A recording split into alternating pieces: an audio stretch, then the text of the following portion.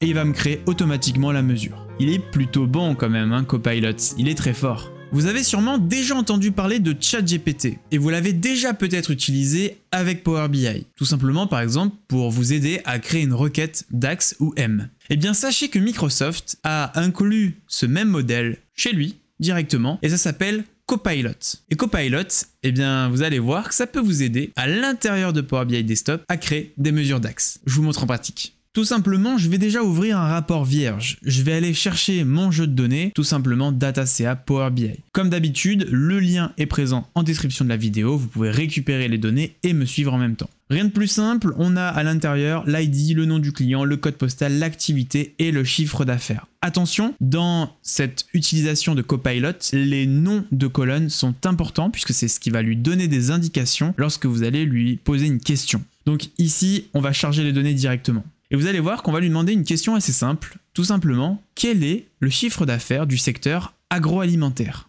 Une fois que vous avez chargé l'ensemble des données, il suffit ici d'aller dans mesures rapides. Et vous avez ici suggestion avec Copilot. Attention tout de même, il est possible qu'à l'intérieur de votre entreprise, ce module est bloqué. Si jamais vous êtes administrateur, eh bien tant mieux. Je vais vous montrer comment vous allez pouvoir l'activer. Il suffit tout simplement d'aller dans la petite roue ici et de faire portail d'administration. Vous allez arriver donc sur cette page, donc sur Power BI Online, bien sûr. Vous allez tout en bas, hop, et vous allez sur ici le chapitre qui s'appelle suggestion de mesures rapides. Et là vous activez les deux modules ici qui sont du coup autoriser les suggestions de mesures rapides en préversion et autoriser les données d'utilisateurs à quitter leur zone géographique. Les deux sont obligatoires pour utiliser du coup Microsoft Copilot au sein de Power BI Desktop. Une fois que vous avez activé ça, il faut attendre à peu près 5-10 minutes, vous fermez le Power BI et vous le réouvrez. Donc, une fois que vous avez ça, normalement tout va bien. Eh bien, on va lui poser une question assez naturelle. Combien de CA dans le secteur agroalimentaire?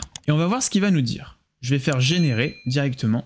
Et là, automatiquement, voilà ce qu'il m'a fait. Il m'a dit, premièrement, valeur de l'aperçu, 10 800 € pour le secteur de l'agroalimentaire. On va quand même vérifier ce qu'il dit. Hein. Et il me met la mesure DAX juste derrière. J'ai juste à cliquer sur ajouter et il va me créer automatiquement la mesure. Je vais pouvoir du coup la visualiser en la récupérant ici.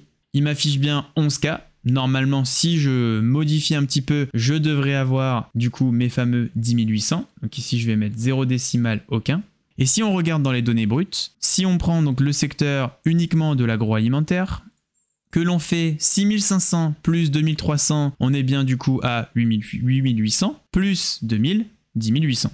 Il est plutôt bon quand même, hein, Copilot, il est très fort. Et donc là, vous avez vu qu'en très peu de temps, eh bien, vous avez généré votre formule DAX. Voilà, vous savez donc utiliser Copilot au sein de Power BI Desktop. Alors ne pas oublier d'activer bien sûr dans le portail d'administration la possibilité de l'utiliser. Dites-moi en commentaire ce que vous pensez de ce programme-là. Est-ce que c'est fort utile? Est-ce que ça fonctionne bien chez vous? Je serais curieux de savoir. Et puis si vous voulez d'autres vidéos là-dessus, n'hésitez pas. Sur ce, comme d'habitude, laissez-moi un petit like et un commentaire en bas de la vidéo. Et puis bien sûr, abonnez-vous à la chaîne si vous voulez pas louper la prochaine vidéo. Ciao!